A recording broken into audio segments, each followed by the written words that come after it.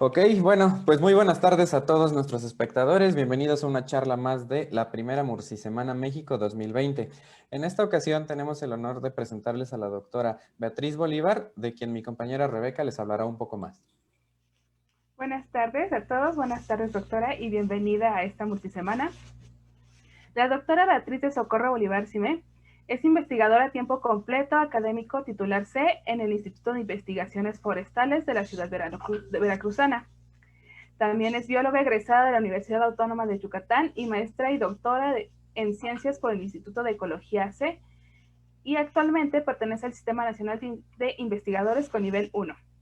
En su trayectoria académica cuenta con 23 artículos científicos, de los cuales en 10 aparece como primer autor, y están enfocados principalmente en ecología y conservación de la fauna silvestre, con enfoque en mamíferos terrestres, aves y murciélagos. Ha dirigido, ha dirigido 6 tesis de alumnos de licenciatura y maestría, y sus principales líneas de investigación son ecología y conservación de la fauna silvestre en mamíferos y aves, ecología del paisaje con énfasis en selvas tropicales fragmentadas y de interacciones biológicas, animal-planta, depredación y parásito hospedero. Sin más que agregar, le damos la palabra a la doctora Beatriz. Muchas gracias por estar con nosotros.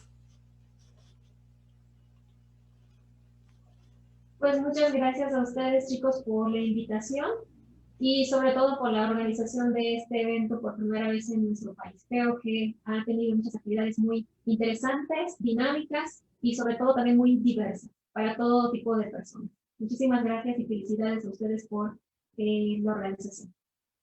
Gracias a usted, doctora. Pues todo suyo. Bueno,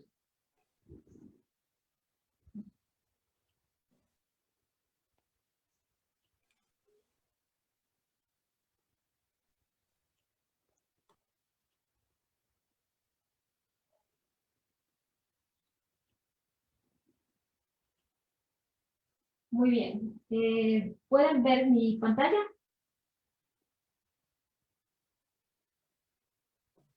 Sí, la Sí, ya vemos. se ve, doctora. Ok, perfecto.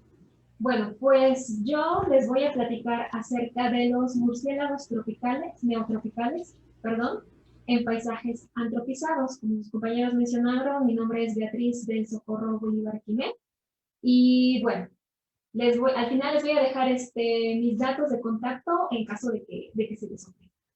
Pero bueno, ¿por qué yo quiero platicar acerca de los murciélagos en paisajes antropizados?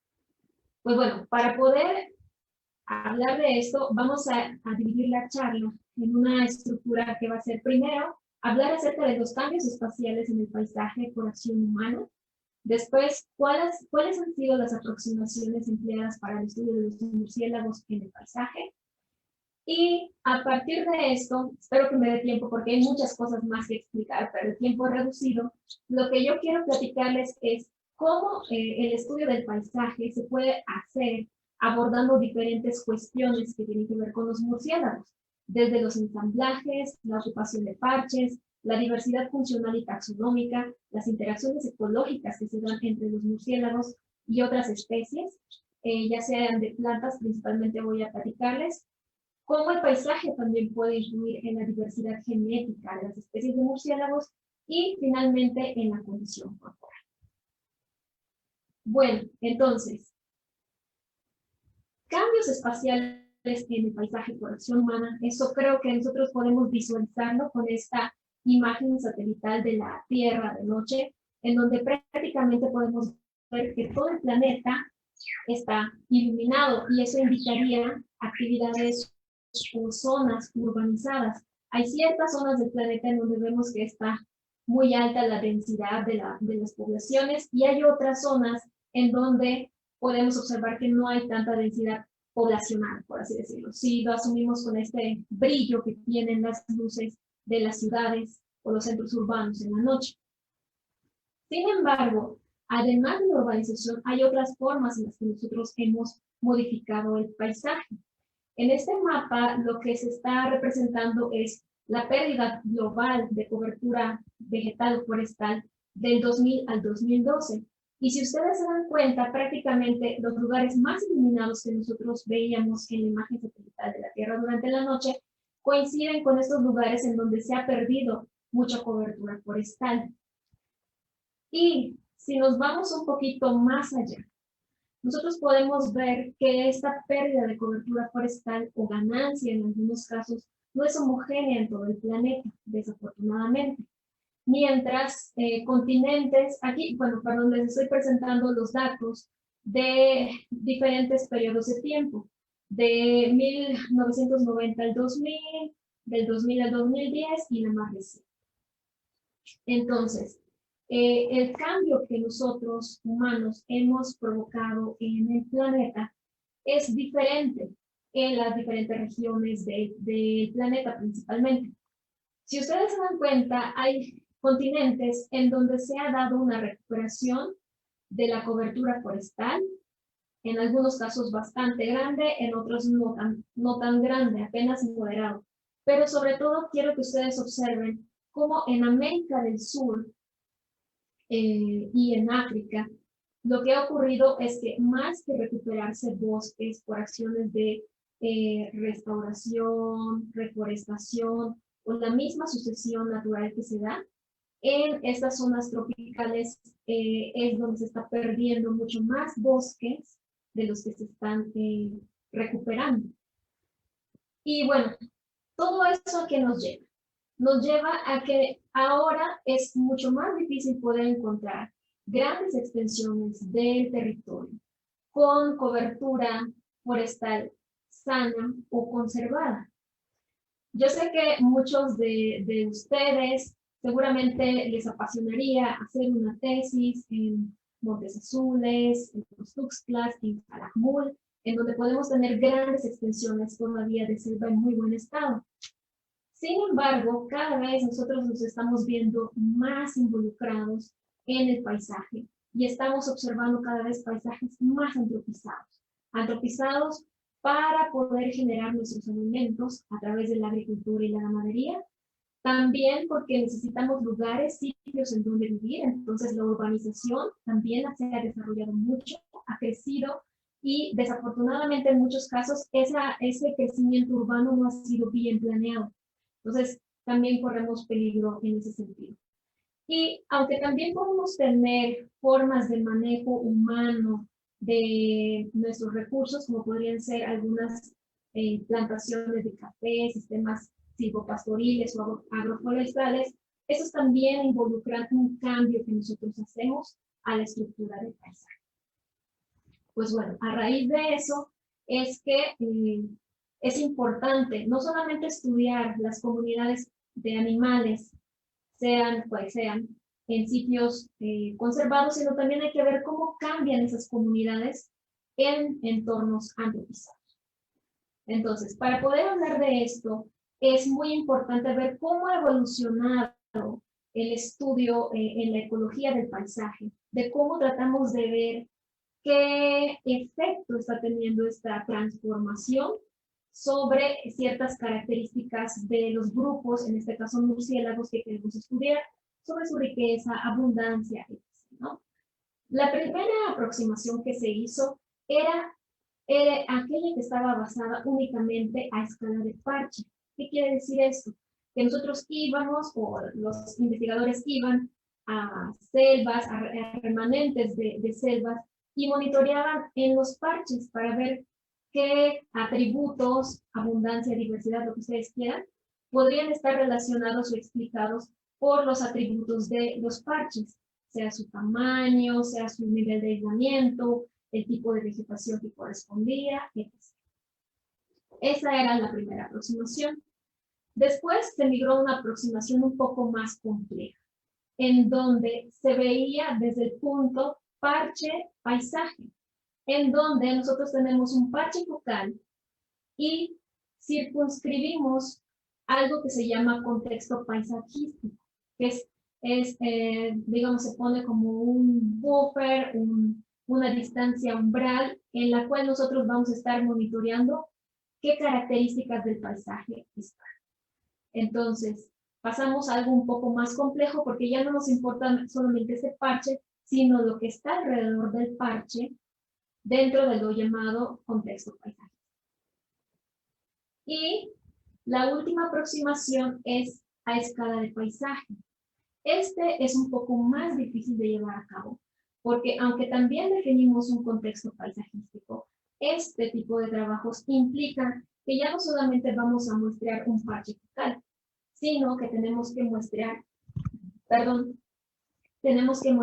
todos los parches y todos los tipos de cobertura que nosotros encontramos dentro de nuestro contexto paisajístico para ver si alguna de estas características influye en la variable de respuesta que sea de nuestro interés.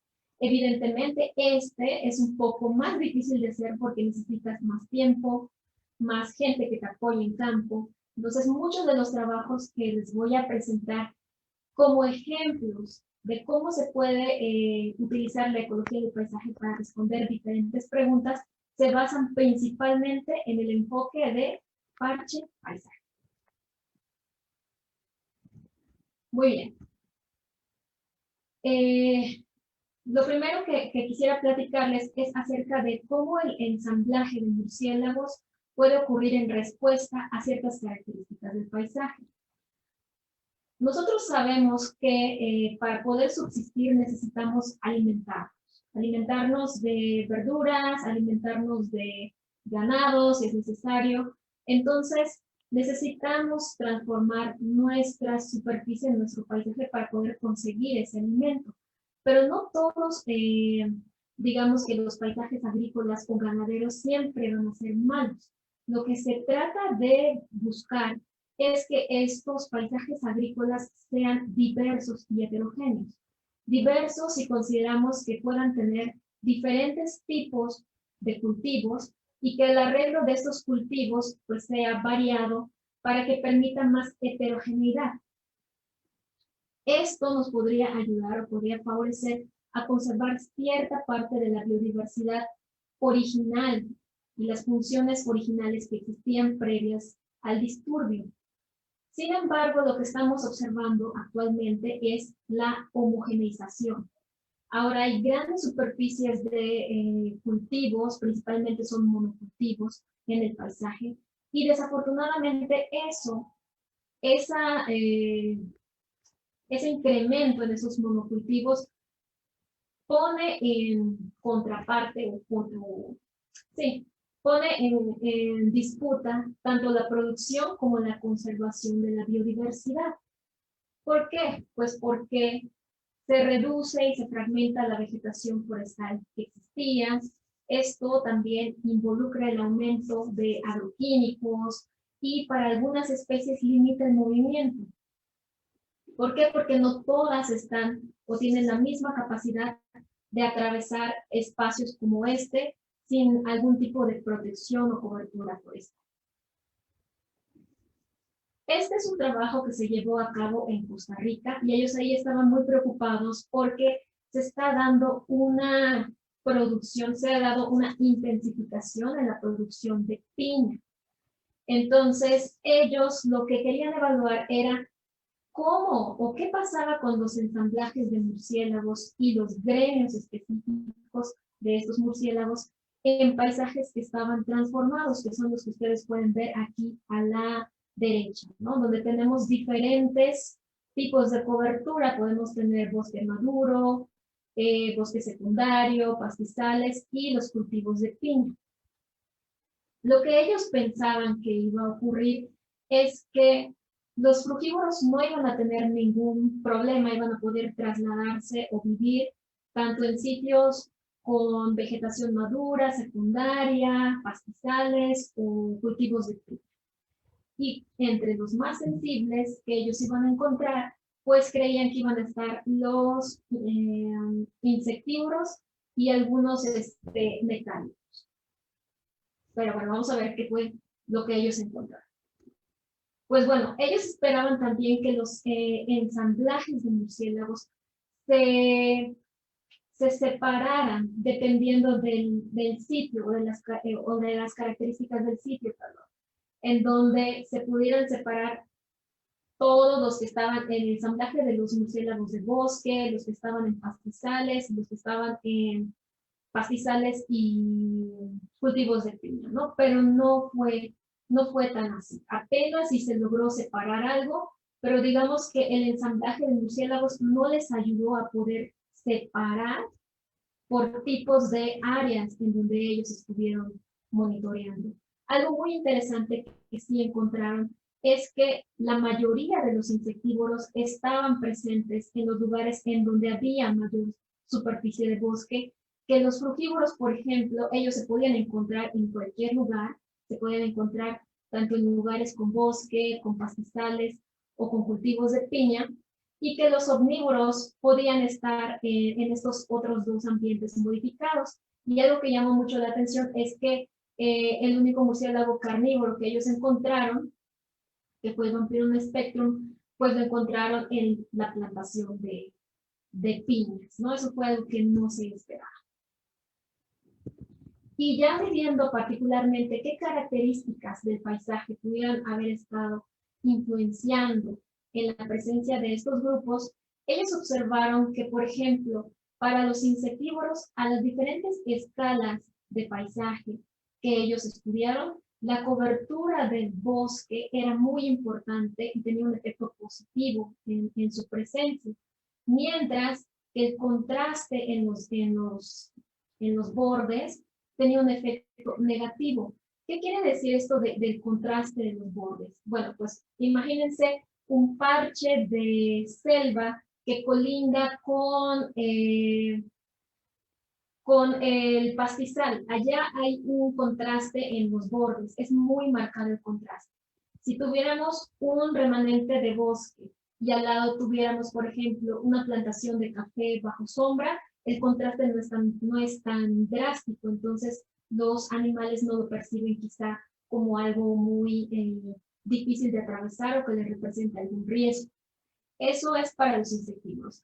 En el caso de los nectarívoros, igual, se relacionaron positivamente con la superficie de bosque, y en el caso de los frugívoros, tuvieron una respuesta negativa con la densidad de bordes en las diferentes escalas de paisaje que ellos estudiaron, lo cual les parecía un poco raro porque muchos de los frugívoros se pueden alimentar de plantas pioneras que se encuentran justamente en los bordes, pero posiblemente lo que los autores consideran es que quizá no estaban, por el manejo que se le daban a esas plantaciones de piña, quizá no habían tantas plantas de las que estos animales se pudiesen alimentar en esta zona.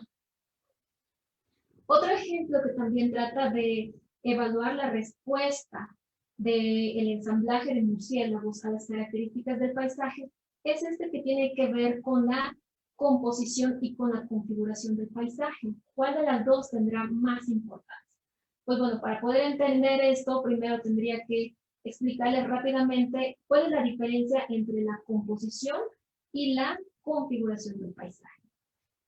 La composición del paisaje o la heterogeneidad en la composición del paisaje se incrementa cuando nosotros incrementamos el número de coberturas o usos de suelo diferente en nuestro paisaje. Si ustedes ven, aquí tenemos dos tipos de coberturas y aquí tenemos como 5 tipos de coberturas diferentes. Entonces, este paisaje en su composición es más heterogéneo.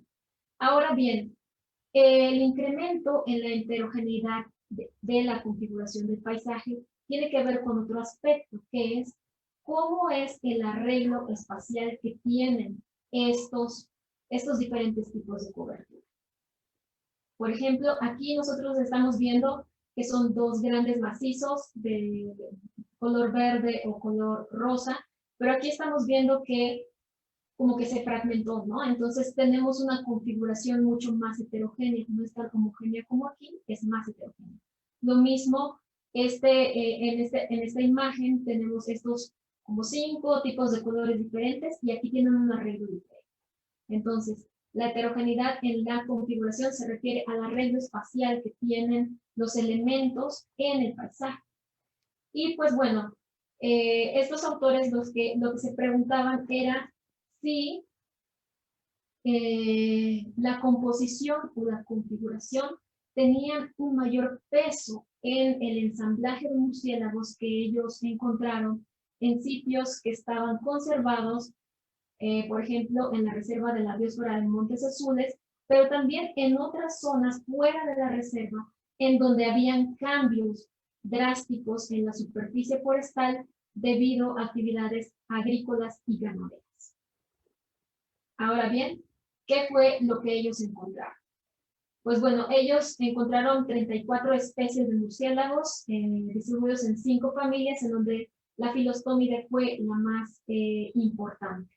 Algo que yo quiero que ustedes vean es que, bueno, arriba tenemos las métricas que son de configuración y abajo son las métricas de composición. ¿Se acuerdan? Configuración se refiere al arreglo espacial, en donde está la intensidad de la fragmentación y la densidad de bordes, y en composición tiene que ver con qué hay y en qué cantidad. Entonces, es la superficie de vegetación secundaria y la superficie ocupada por el bosque maduro.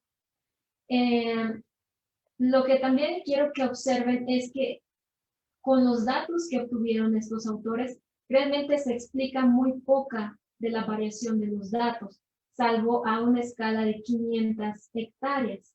Y algo que llama mucho la atención es que en las dos escalas, por ejemplo, la intensidad de la fragmentación tiene un efecto positivo, al igual que la cantidad de bosque maduro. Efecto positivo en la riqueza de especies y también en el índice de diversidad de Shannon, como ustedes pueden ver. Entonces, el hecho de que haya la intensidad de fragmentación tenga un valor, una importancia positiva en el índice de diversidad de Shannon, pues fue algo que les llamó mucho la atención a estos autores. Otra cosa que ellos evaluaron también era la equitatividad y la abundancia. Y los patrones fueron muy similares, ¿no? Siguen teniendo mucho peso lo que viene siendo la cantidad de bosque maduro que se puede encontrar. En algunos casos es negativo, en otros casos es positivo. Como que en esta parte, dependiendo de la escala, cambia el sentido en el cual puede ser su importancia, si es positiva o si es negativa. Sin embargo, siguen siendo, digamos, estos dos factores de los más importantes para poder explicar los ensamblajes de murciélagos en esta zona. Y algo que también llamó mucho la atención es cuando hicieron el análisis separando por murciélagos que fueran de tamaño pequeño o que fueran de tamaño más grande. Entonces, se observa que para los murciélagos pequeños, la fragmentación a una escala, en ambas escalas tiene un efecto positivo. Sin embargo, para el caso de los murciélagos que son más grandes, el hecho de que el paisaje esté mucho más fragmentado tiene un efecto negativo. Ellos necesitan más cobertura forestal. En cambio, los murciélagos pequeños no necesariamente. ¿Ok? Y eso tiene que ver con sus formas de alimentación, con la adaptabilidad que ellos puedan tener a atravesar ciertos espacios, la permeabilidad de la matriz, las capacidades, intrínsecas de esas especies.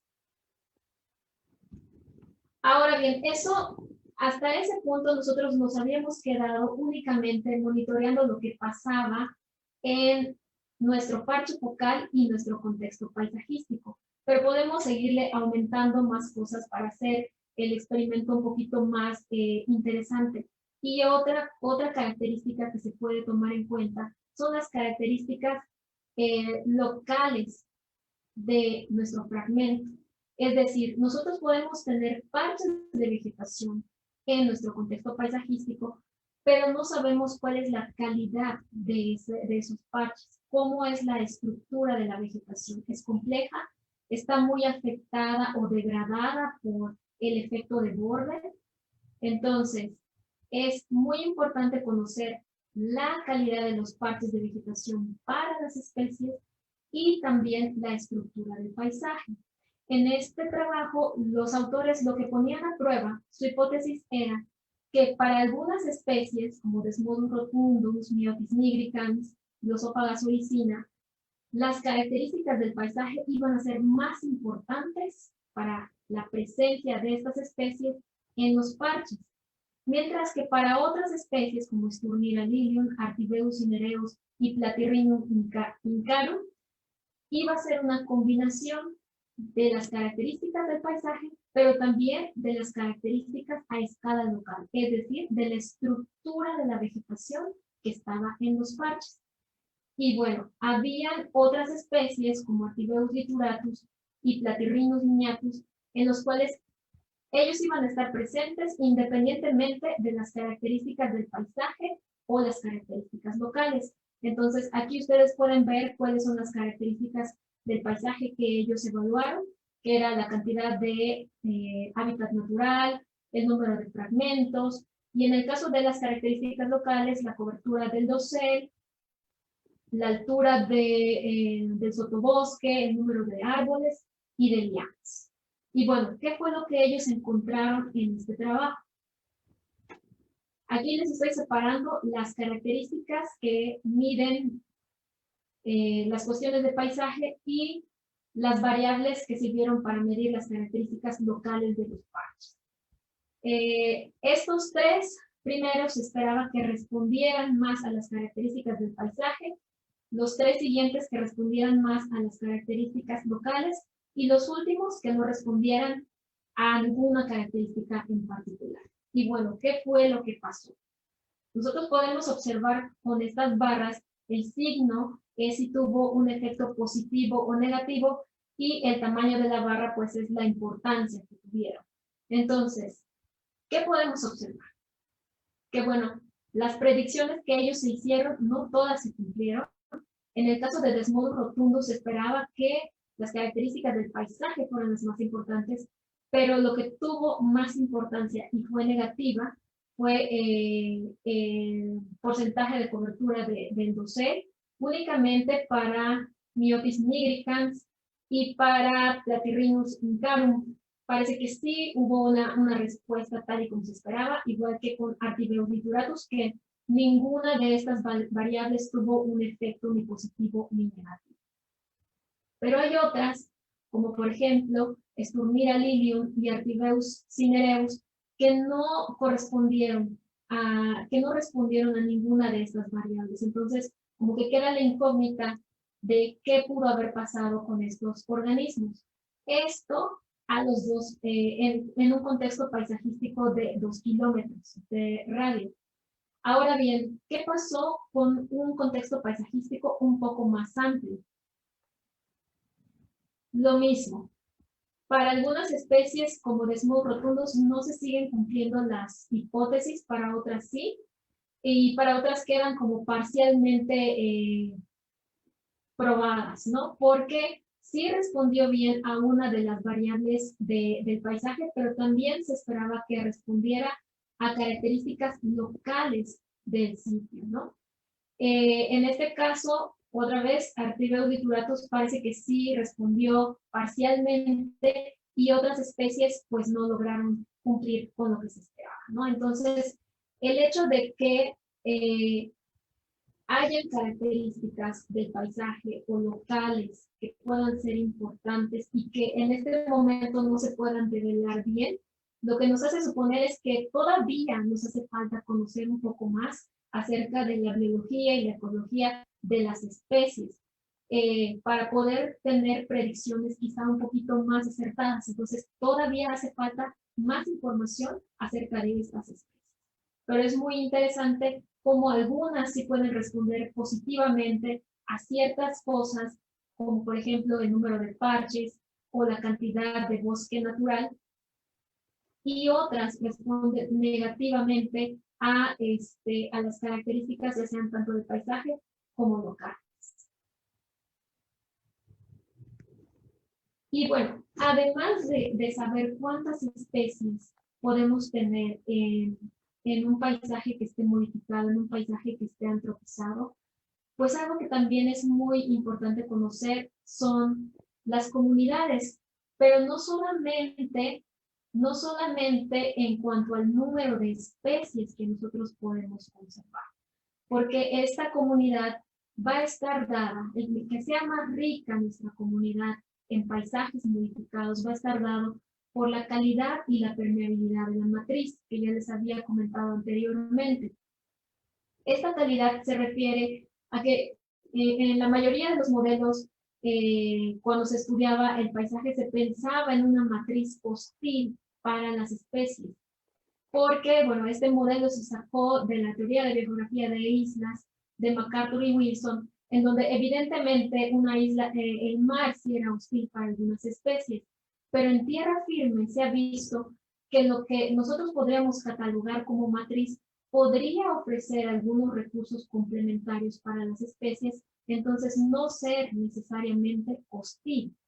Y también, de acuerdo a las características, que no sea tan contrastante quizá con el hábitat natural para estas especies, también podría permitir que los animales se movieran y se desplazaran a través del paisaje.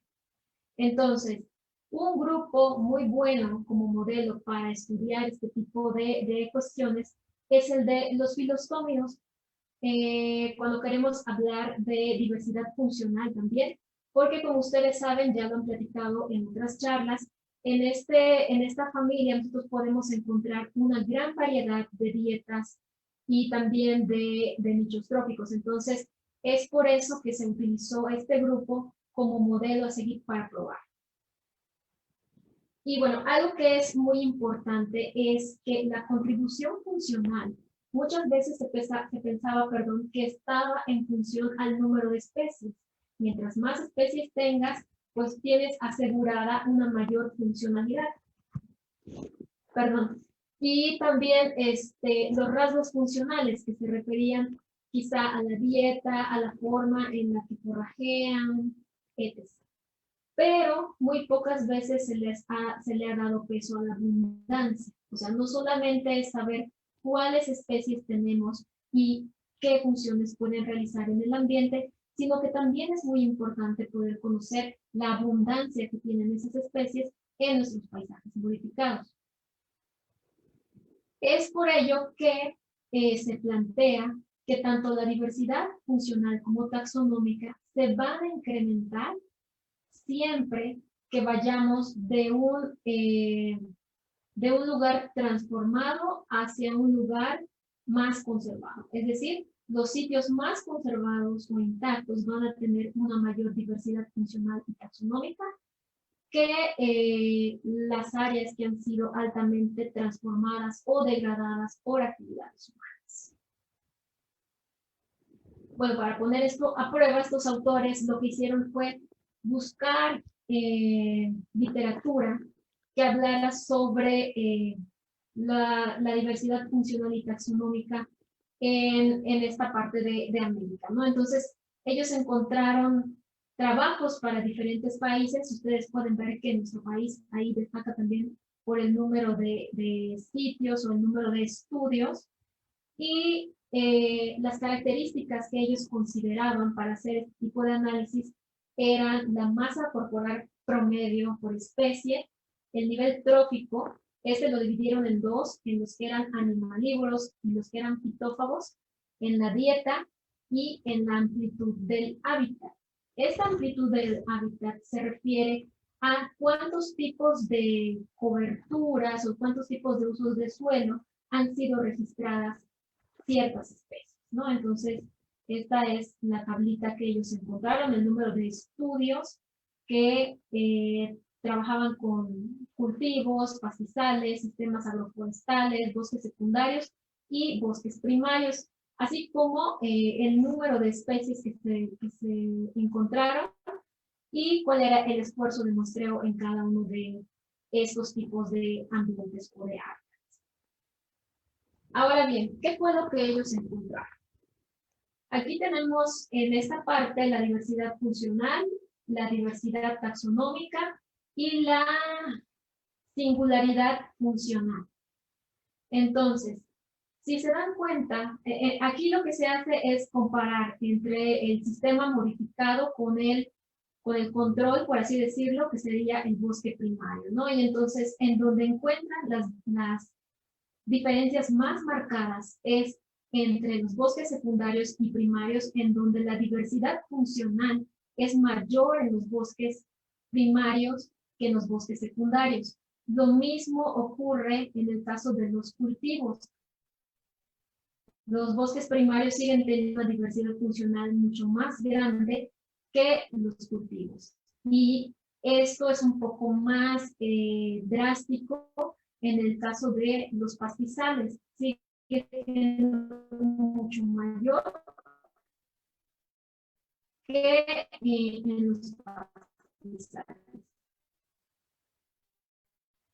Estos puntos que ustedes ven, la diversidad taxonómica, esta no varió mucho entre los diferentes ambientes, y en cuanto a la singularidad, también se encontraron las mismas tendencias, ¿no? Que los bosques maduros presentan una singularidad funcional mayor que en los otros tipos de ambientes transformados. Esta singularidad funcional se refiere a si tenemos varias especies que realicen la misma función, es decir, por ejemplo, dispersores de semillas, ¿con cuánto contribuye cada una de estas especies al global?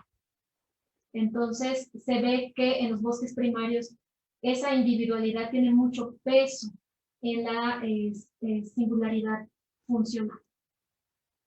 Ahora bien, si vemos, por ejemplo, los cambios que se dan entre estos valores de diversidad funcional, taxonómica y singularidad funcional, observamos que mientras más verticales sean las líneas que unen estos dos ambientes, pues menor será la variación que se encuentra. Y mientras más como acostaditas estén, significa que la variación va a ser mucho más grande, comparando estos tipos de parámetros, ¿no? Entonces, vemos que en el caso de la diversidad funcional es mucho menor, estadísticamente es menor en este caso. Y para el caso de la diversidad taxonómica, pues observamos que esta diferencia sí es negativa, pero digamos que no es tan marcada como en estos ejemplos de por aquí. Y en el caso de la singularidad funcional, también vemos que va disminuyendo, es negativa, en el caso de los bosques secundarios y de los pastizales, ¿no? Entonces, eso es algo muy interesante. Y hablando ya de los diferentes gremios, se observa que la amplitud del hábitat, es decir, qué tantos hábitats puede estar utilizando una especie, tiene un valor muy importante positivo en los cultivos y en los bosques secundarios. Y en el caso de la masa corporal de los individuos, de los frutívoros y los otros gremios, estamos viendo que se reduce principalmente en los bosques secundarios. Y bueno, además de ver cómo va cambiando esta diversidad taxonómica y funcional en los paisajes modificados, también es importante ver las interacciones que se dan en estos paisajes modificados, ¿no? Entonces, nosotros podemos tener organismos que transportan semillas, en este caso, ¿no? Estas semillas que pueden tomar dentro de parches que sean apropiados para ellos, ellos pueden llevar esas semillas a otros sitios que puedan ser parches que no sean apropiados para ellos, a otros parches que ya están ocupados por esta especie, o incluso a parches que todavía pueden ser colonizados por la especie que está llevando. Ahí de semilla, ustedes están observando en la imagen. Sin embargo, si el paisaje es muy modificado, altamente modificado, y se reduce el tamaño de los parches, Esto puede generar aislamiento y al generar este aislamiento lo que va a ocurrir es que la dispersión de las semillas que realizan estos murciélagos, ya sea a los diferentes parches que se puedan encontrar en el paisaje, pues va a ser limitada. Entonces, en este trabajo ellos se enfocaron mucho al papel que están teniendo los murciélagos filostómidos, porque la mayoría o casi la mitad de las especies de los filostómidos son dispersores de semillas, pero algunos dentro de esta familia, aunque la dieta no es estrictamente frugívora, sí pueden estar ayudando a transportar semillas de un lugar a otro, ¿no? Entonces, ellos utilizaron a los filostómidos como un modelo de estudio para ver qué pasaba con estas interacciones animal-planta en paisajes que son modificados. Otra razón por la cual escogieron este grupo es porque los murciélagos pueden consumir frutos de diferentes etapas sucesionales, tanto de estados tempranos como tardíos. Y bueno, que la calidad o el tipo de frutos que ellos pueden estar moviendo en el paisaje va a depender también de los parches en cuanto a su calidad. Qué tan conservados están esos parches, o si son parches de vegetación secundaria, entonces todo eso va a estar modulando los tipos de semillas que van a estar dispersando en el ambiente. Entonces, lo que ellos, en este trabajo, lo que ellos estaban observando es que nosotros podemos tener un gradiente de modificación o de pérdida de la cobertura forestal. Entonces, podemos tener sitios en donde tengamos muy poca cobertura forestal, una cobertura forestal intermedia en nuestro contexto paisajístico, o que tengamos un ambiente bastante conservado. Eso va a cambiar las interacciones que nosotros podemos observar en el caso de la dispersión de semillas.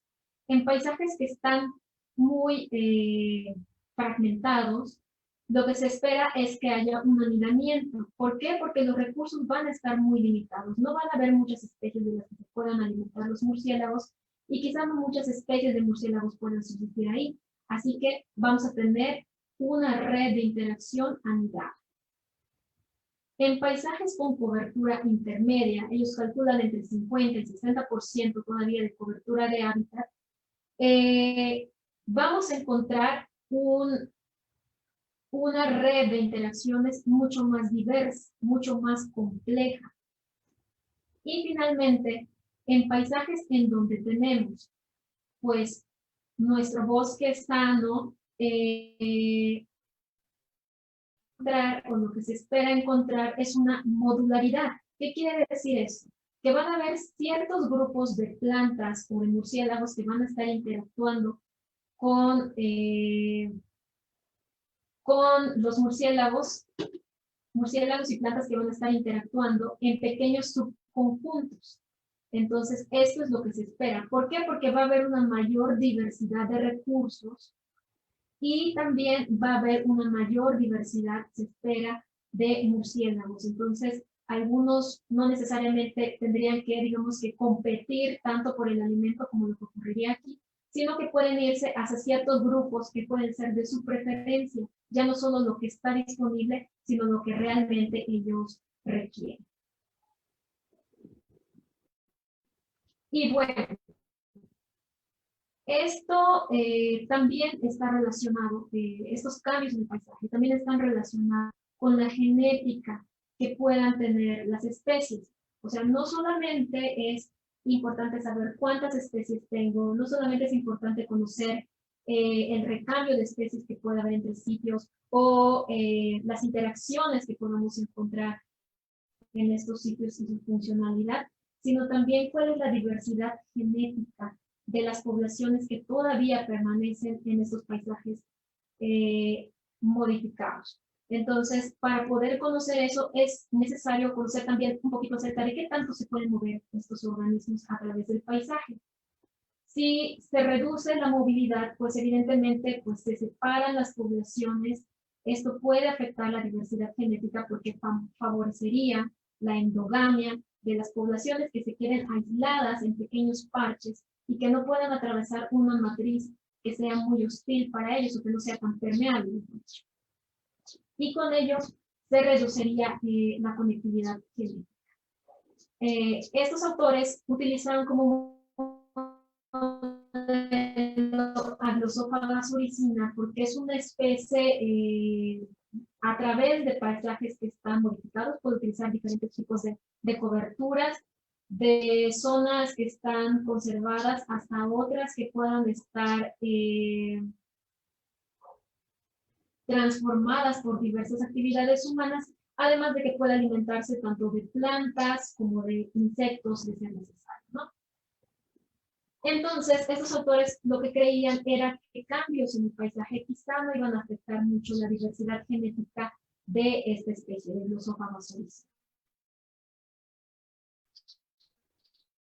Y bueno, este es contextos paisajísticos, como ustedes pueden ver, con diferentes características o tipos de cobertura. O sea, la composición del paisaje era bastante diferente en sus sitios de estudio. ¿Y qué fue lo que ellos encontraron? Evaluar la diversidad genética. Unos eran los microsatélites y otros eran a través del citocromo beta. Entonces, ellos lo que observaban es que tenían, en este caso, cuando salen los 3 clústeres, se ve que independientemente de la distribución, de dónde estén estos puntos, se siguen manteniendo la mayoría de los clústeres y en las líneas que están uniendo estos circulitos es donde quizá haya mayor diferencia entre los clústeres que ellos encontraron. Algo muy similar encontraron con el citocromo B, en donde casi todas las localidades seguían manteniendo hasta cierto punto los mismos clústeres, las mismas características, ¿no? Entonces, las poblaciones tenían una diversidad genética muy similar y los coeficientes de endogamia eran diferentes de 0. ¿Qué quiere decir esto de 0? Cuando tu coeficiente de endogamia es 0, quiere decir que no hay reproducción, digamos, entre organismos que estén emparentados, ¿no? Y bueno, analizando las características del paisaje que pudieron haber tenido influencia en los resultados que ellos encontraron, destaca el tipo de matriz del paisaje en las diferentes variables que ellos evaluaron, que son la diversidad genética, el número de haplotipos, el coeficiente de endogamia o la diversidad de haplotipos. Se ve que el tipo de matriz es el factor que es más importante. Es decir, si se conservan matrices más permeables, se puede mantener el flujo genético de las especies y hasta cierto punto que se pueda evitar la endogamia y a largo plazo permitir que estas especies puedan permanecer ahí. Y por último, la condición fisiológica. Además de todo lo que les he hablado, no es solamente es importante que conservemos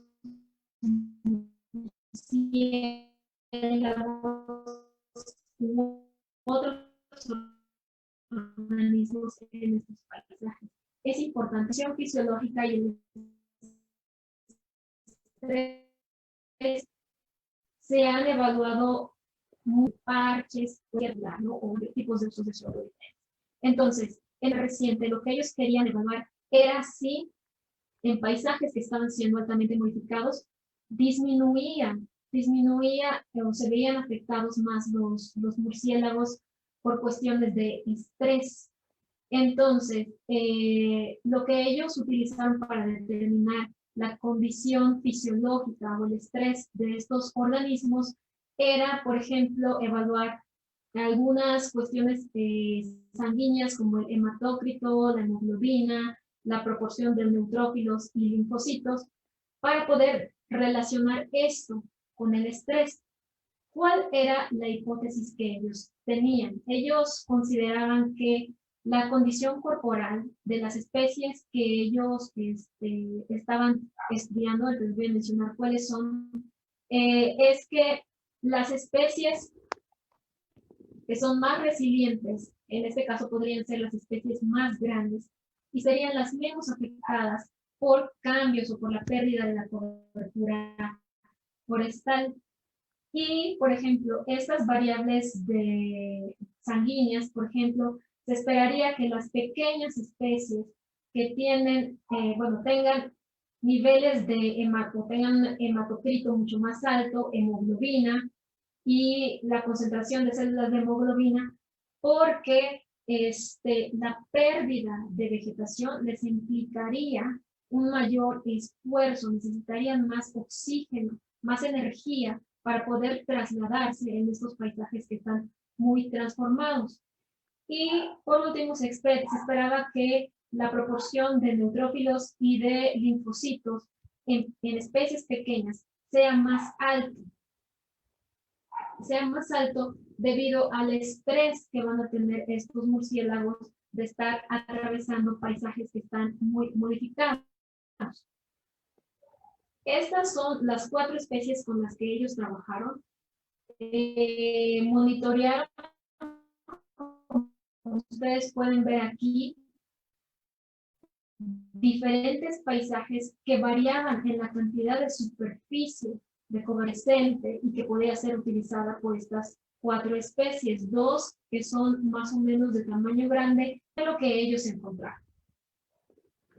Encontraron que la masa ponderada de las especies sí puede ser afectada hasta cierto punto por la pérdida de cobertura forestal, pero algo que les llamó más la atención fue esta proporción de neutrófilos linfocitos que estaba asociada, a la cantidad de hábitat y a las especies. ¿Qué quiere decir esto? Que dependiendo de la especie, sí se estaba observando un patrón, digamos, de respuesta a estrés. Aquí se los presento, ¿no? Entonces, esta es la proporción de neutrófilos y linfocitos, y esta es la cantidad de bosque que todavía se conservaba en el paisaje. Ustedes pueden ver que esta relación sigue lo que ellos esperaban, que mientras menos cobertura haya, esta proporción fuera más alta, lo que indicaría más estrés de las especies, y mientras más cobertura forestal hubiera, esta proporción sería mucho más pequeña. ¿Por qué? Porque ya no hay tantas condiciones de estrés para los murciélagos. Analizando esto por separado, se puede observar también en donde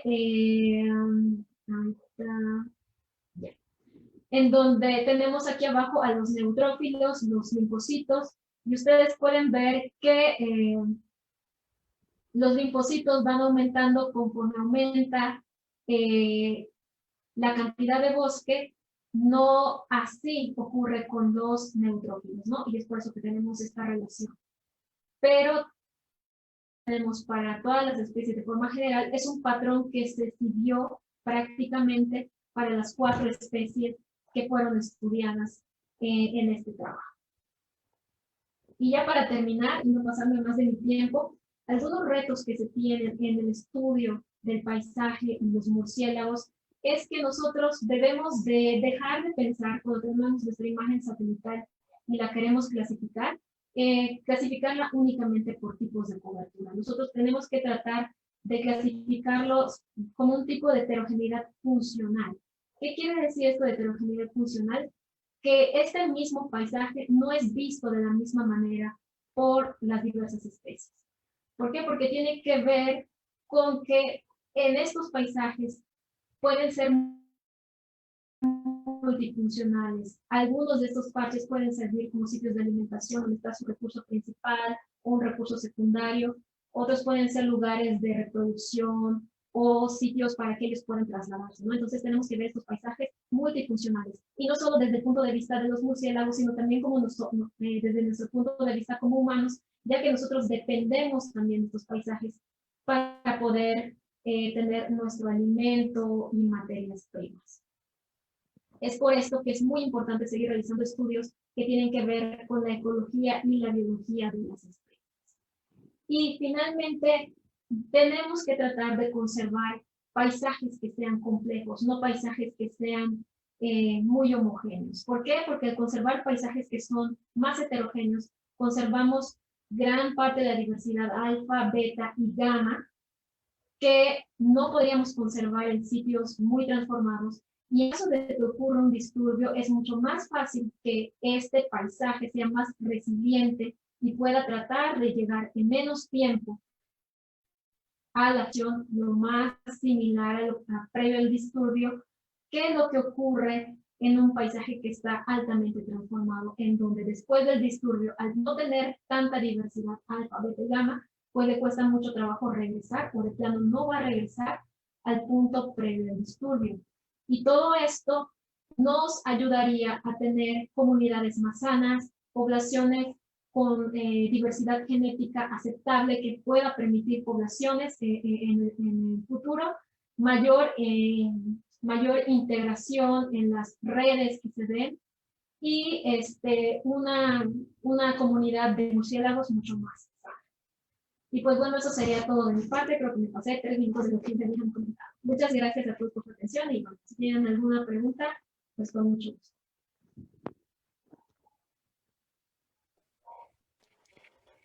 Pues listo. No, no, para nada. Estuvo súper bien, doctora. No, no se pasó. Mire, ya contamos con la presencia de Pedro aquí.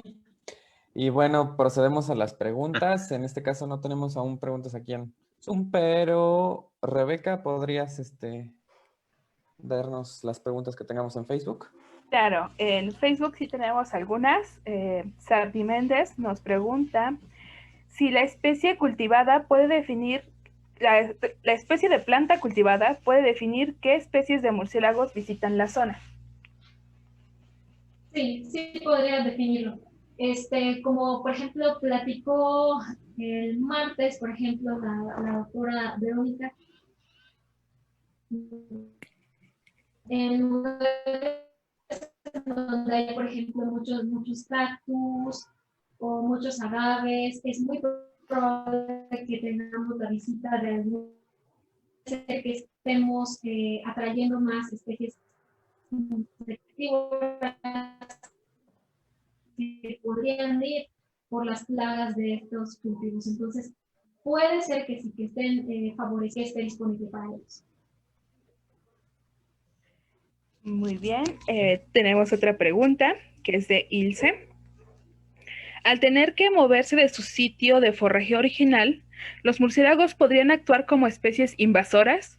¿O hay una competencia o no hay competencia con las especies que ya se encontraban ahí? Pues bueno, se supone que existen diferentes estrategias en la naturaleza para evitar competencia, ¿no? Entonces hay desde alturas de forrajeo en donde las especies pueden estar utilizando recursos para evitar competir con otras especies, hasta el tiempo en el que utilizan ciertos recursos. Hay unas que van un poco más temprano, otras un poco más tarde, y todas esas estrategias son para que puedan coexistir en un mismo espacio, más o menos en un mismo tiempo. Entonces, más que invasora, yo creo que no sería la palabra más apropiada, porque invasora sería como algo que es externo o, sí, o casi exótico, que podría ocasionar algún perjuicio, pero no competencia en ese sentido, ¿no? Y hay algo que se está manejando recientemente que se llama hacia los ambientes conservados, sino también tenemos que mirar hacia los ambientes antropizados, en donde tenemos, sino que vayan en cierto momento por los recursos que están disponibles, ¿no? Pero sí, bueno, no sé si con eso respondí la pregunta. Sí, doctora. Tenemos otra más de Santa Campos y nos pregunta, al moverse de un sitio a otro en busca de alimentación, ¿los murciélagos locales no se sienten invadidos? ¿No hay pelea por el terreno? Supongo que se refiere a que si no hay competencia, ¿no? Pues es lo que les había comentado, de que se podría tratar de limitar la competencia con diferentes estrategias de forrajeo. No todos los murciélagos forrajean de la misma forma, pero también hay algunas especies que les gusta estar como cuidando su territorio, ¿no? Entonces, algunas de ellas sí podrían estar defendiendo los recursos que tienen las de otros grupos, de otros murciélagos. Tenemos aquí otras dos preguntitas, pero no sé si Iván tengas alguna o Pedro tendrás alguna pregunta o continúo con estas. Yo aquí en Zoom no tengo alguna, no sé si Pedro tenga alguna. Si quieres termina esa, Rebe. Ya imagino que es la de Luz, ¿no? Sí, es la Sí, de Luz termina, ajá. y Santa. Y Santa grabó. Ok, sí, termina con esa, Rebe. Ok, entonces continúo yo. Lucy Berra nos pregunta, ¿la complementariedad del paisaje es algo parecido a la hipótesis del disturbio intermedio? ¿Habrá algunos efectos negativos en la complementariedad del paisaje? Ok. La complementariedad del paisaje se refiere a que en el paisaje, sobre todo en los paisajes que están modificados. Como les había comentado, en los estudios de paisaje casi siempre se pensaba en la teoría de geografía de islas, en donde la matriz es hostil. Pero en tierra firme, la matriz no necesariamente es hostil, ni la matriz es necesariamente homogénea.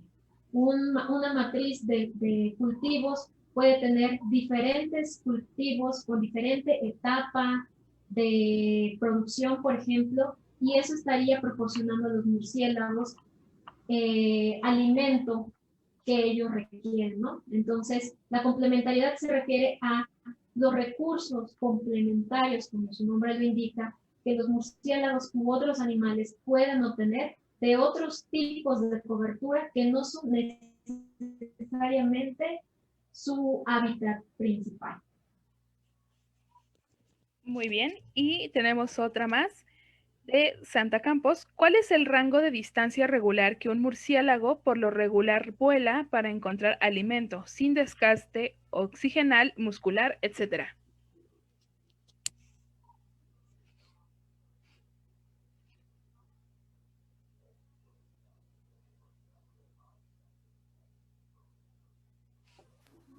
Betty, ¿nos escuchas? Doctora, ¿nos escucha? Creo que un problema de Les conexión por escuché ahí. como robotito. Creo que mi internet estaba fallando. ¿Me repites la pregunta, por favor? Claro, claro, doctora. ¿Cuál es el rango de distancia regular que un murciélago vuela para encontrar alimento sin desgaste oxigenal, muscular, etcétera? Pues yo creo que esa pregunta todavía no está completamente respondida, porque depende de las especies, depende del estado en el que esté, la temporalidad. Y lo que se ha visto es que las distancias que recorren pueden ser variables incluso dentro de los individuos, ¿no? Creo que la doctora Verónica mencionaba, ¿no? De los ejemplos de los murciélagos nectarívoros que pueden viajar hasta 100 kilómetros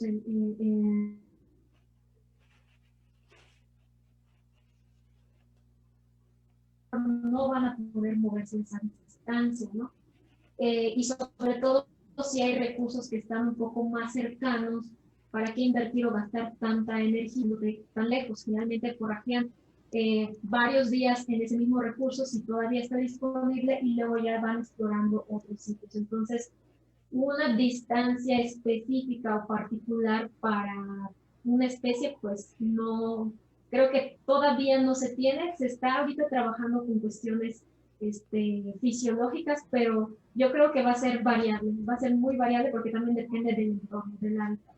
Sobre todo las especies que tienen una amplia distribución, yo creo que no se encontraría quizá un valor puntual, sino que podría ser dependiendo del sitio, dependiendo de la estacionalidad y dependiendo del estado del murciélago, ¿no? Si están, por ejemplo, en etapa reproductiva, la condición de salud que tenga, etc.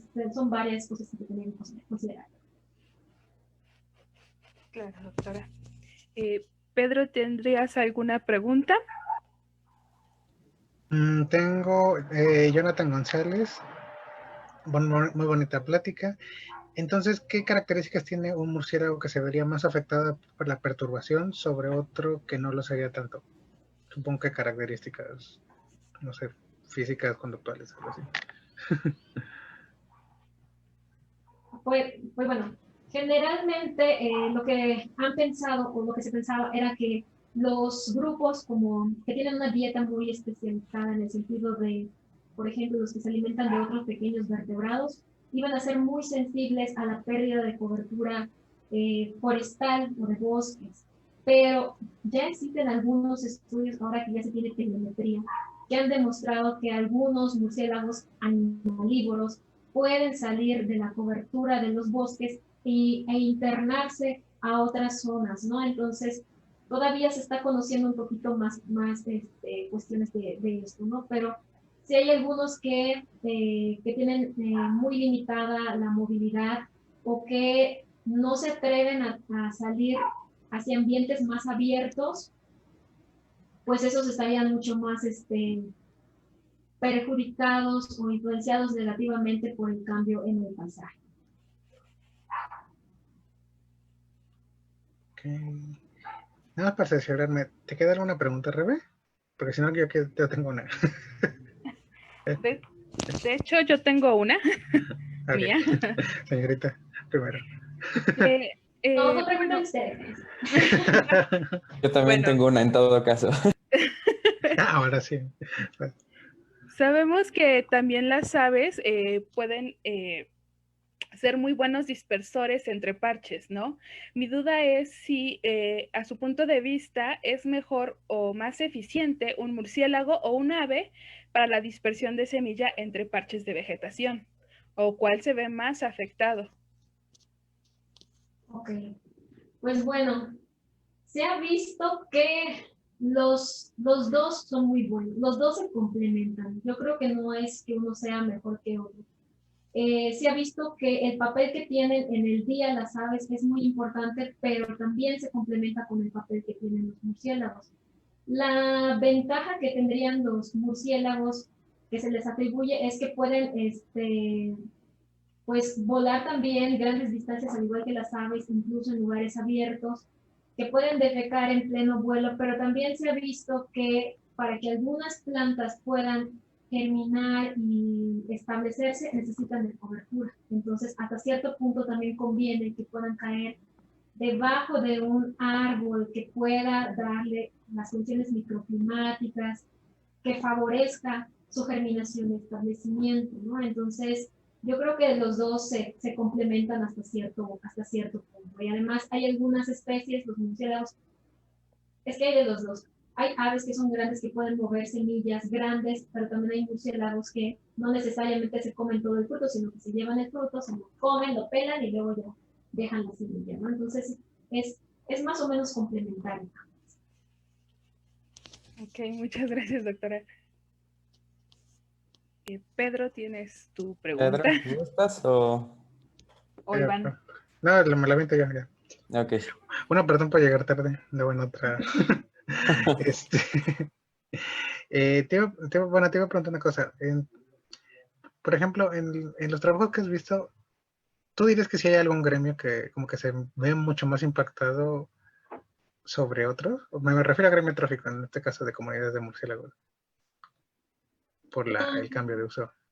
Sí, los que parecen que están más impactados por esto son los animalívoros, por así decirlo, los carnívoros principalmente, descontando de ahí a algunos insectívoros. Esos son los que se han visto un poquito más afectados por estos cambios en el paisaje. Es como un grupo que suele estar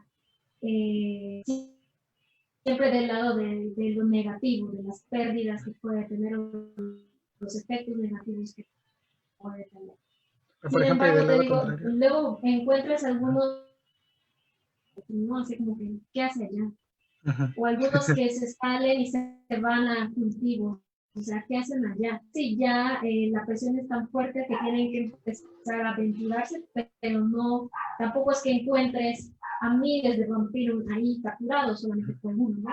Entonces, sí, indudablemente son más los animalívoros los que están, en cuanto a gremios o dieta, mejor dicho, son los que estarían más impactados por ese cambio en el paisaje. Por ejemplo, uno que fuese el lado contrario, como que fuera beneficiado, o sea, Que se beneficia, pues los frugívoros esos son más adaptables, más plásticos, se pueden alimentar de lo que esté disponible, la mayoría, ¿no? Los que pueden tener, los que no tienen una dieta tan especializada, ¿no? Entonces ellos podrían verse afectados, afectados sí, pero positivamente de estos cambios en el paisaje, por la presencia de plantas, tanto pioneras como de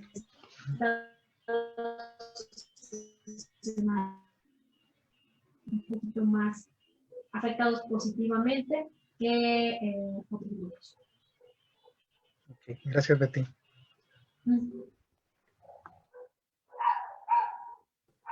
Ok, Rebe, ¿tenemos alguna otra pregunta? En este momento todavía no. Ahorita vemos. Si no, haz tu pregunta en lo que checo inbox a ver si nos dejaron algo. Vale. Bueno, pues aprovecho, doctora, muchas gracias por su plática. Y yo tengo una duda acerca sobre el punto donde habló de células inmunitarias. Mencionaba que era en regiones con pocos parches de vegetación, si no me equivoco, ¿no? ¿O cómo era que estaba estructurado? Ah, sí, lo que los autores planteaban era que en lugares en donde había menos cobertura de bosque o de hábitat para estas especies, los animales iban a estar más estresados. Y cuando uno está estresado, hay ciertas hormonas que se producen en nuestro cuerpo como para ayudarnos a salir de ese estrés. En este caso es el cortisol, por ejemplo, ¿no? Entonces, ese cortisol lo que hacía era que se elevaran los niveles de neutrófilos y que bajaran los linfocitos, generalmente porque también ahí hay más cosas que tienen que ver con la dieta, con si los animales están deshidratados. O sea, hay varios factores que también pueden influenciar, pero la premisa era esa. Y lo que ellos encontraron efectivamente es que mientras menos cobertura de hábitat había en el paisaje, sí se tenían estos niveles, estas proporciones mucho más elevadas de neutrófilos y linfocitos. Entonces, esto bajaba mientras más se incrementaba la cobertura de bosques o de hábitat, en donde los animales ya no están tan estresados, o es lo que ellos atribuían. Pero los otros parámetros que ellos midieron, que tenían que ver con las células, otro tipo de células sanguíneas, las rojas, el hematocrito, la hemoglobina, esos que casi siempre se utilizan, esos no tuvieron ningún efecto o un cambio en los animales que se encontraban en paisajes con diferente nivel de cobertura forestal, ¿no? Entonces ahí como que eso no le salió de todo lo que predijeron, digamos que solamente una cosa sí se cumplió, ¿no? Y es que es difícil, ¿no? Es difícil que muchas veces todo lo que tú piensas ocurra, porque, bueno, los animales, todavía hay muchas cuestiones que todavía desconocemos acerca de su historia de vida, de cómo pueden persistir todavía en esos ambientes. Es por eso que el trabajo multidisciplinario, eso nos enriquecería mucho para poder tratar de responder cada vez preguntas un poco más complejas, sin dejar de lado lo básico, ¿no? Lo que les decía.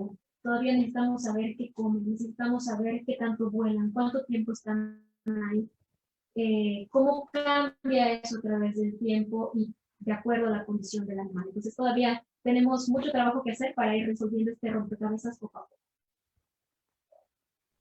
Sí, claro. Bueno, mi comentario iba precisamente dirigido a eso, ¿no? De que, pues al esperar que estuvieran en una condición nutricional menor que los que tienen más disponibilidad de alimento, igual y podrían tener el sistema inmune abatido, por decirlo de cierta manera, ¿no? Entonces ahí hay algo, como dice, puede ser alguna vía hormonal que sea quien esté regulando que se activen células inmunitarias en vez de tenerlas a la baja, ¿no? Sí. Ok. Bueno, gracias, doctora.